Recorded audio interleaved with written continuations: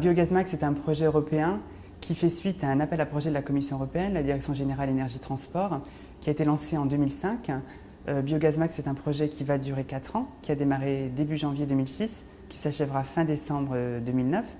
Et ce projet a pour objectif de promouvoir l'usage du biogaz comme carburant pour les véhicules de transport terrestre, poids lourds, véhicules de transport en commun et également véhicules particuliers.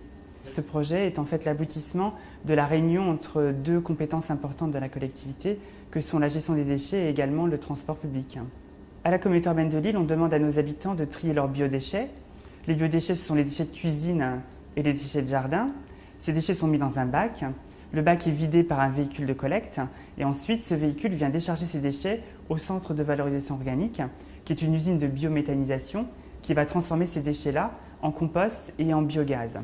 Le biogaz, une fois épuré et concentré, est distribué directement sur un dépôt de bus qui est construit à proximité de cette usine de méthanisation. Et donc, ce biogaz est injecté dans les réservoirs de bus au gaz, lesquels bus au gaz sont ensuite les bus utilisés pour transporter les mêmes habitants dans les rues de la métropole lilloise. L'usine de méthanisation de Lille Métropole traite 100 000 tonnes par an de déchets organiques des ménages, donc c'est sûrement une des plus grosses usines. Et d'autre part, l'innovation, c'est effectivement de produire du carburant à partir du biogaz, puisque le biogaz en Europe est majoritairement utilisé pour produire de l'électricité et de la chaleur. Mais tous les gens qui habitent en habitat semi-rural et rural de la communauté urbaine sont concernés par la collecte, ce qui fait à peu près un habitant sur deux, donc à peu près 600 000 habitants. L'intérêt de produire du biogaz, c'est de pouvoir valoriser le contenu énergétique du déchet, ce qu'on ne ferait pas par compostage par exemple.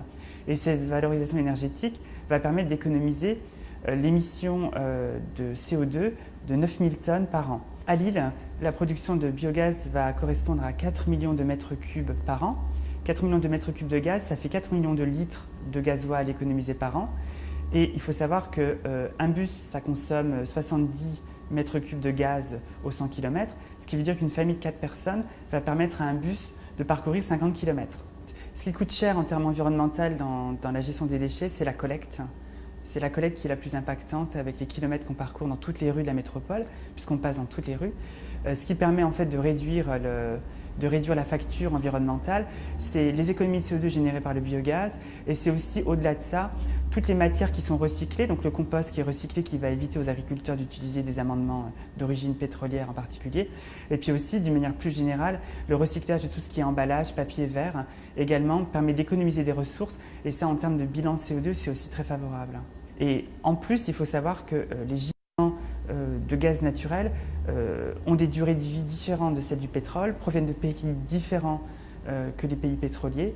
Et donc, ça participe aussi en partie de l'indépendance énergétique et puis d'une vision à plus long terme de ce que peut être la ressource. Et donc, il faut absolument que ces projets-là se multiplient pour qu'un marché complet se crée autour du biogaz carburant.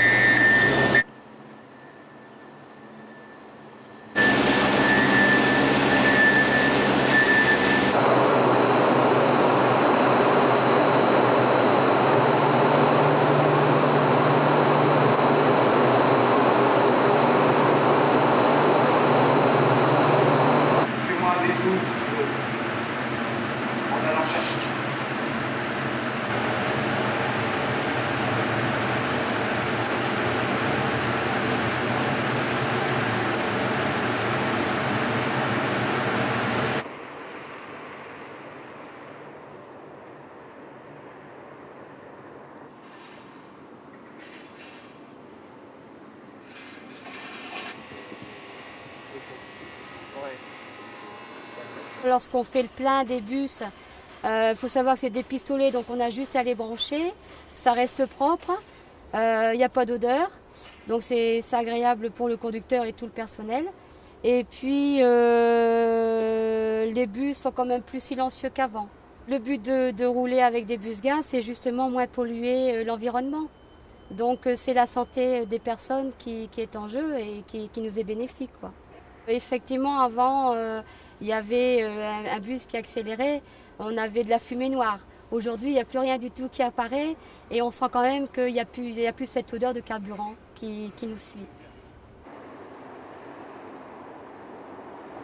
Alors ici, on est sur le dépôt des bus.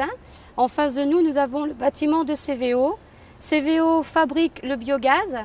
Le biogaz nous est transmis par des canalisations. Et ces canalisations arrivent sur le parking des bus, là où nous avons directement les pistolets pour alimenter les bus gaz. Donc messieurs, dames, remplissez vos poubelles, on a besoin de vos déchets.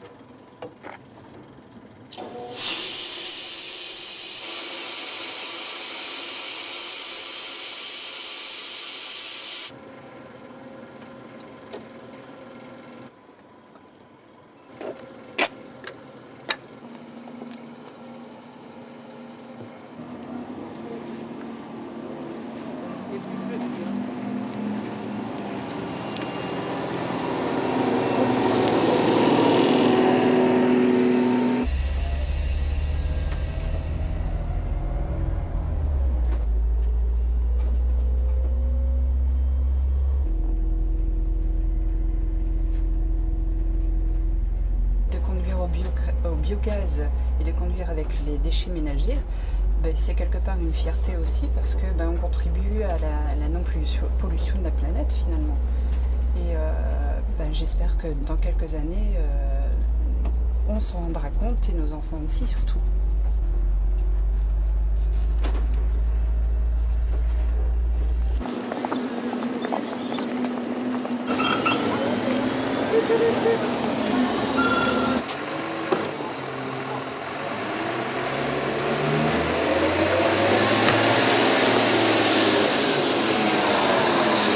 J'ai peur ce...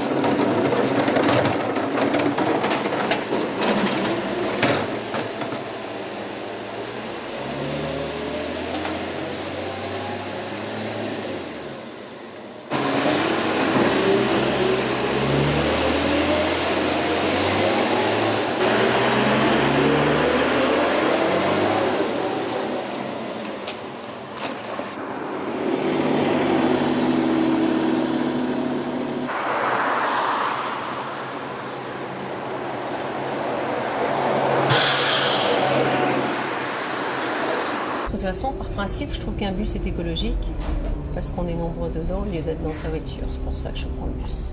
Alors je dis bonjour, je suis à Saint-Carré.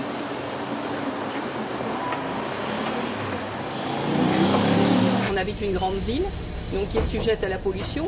Il n'y a qu'à regarder le soir, on ne voit plus d'étoiles pratiquement parce que le ciel est tellement bouché. Et donc il y a une preuve qu'il y a quand même de la pollution.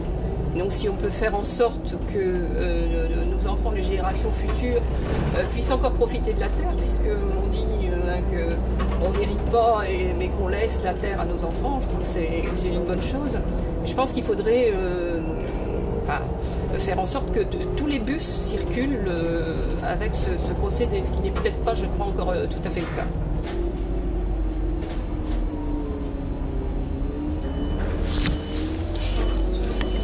Quand mon collègue est prêt.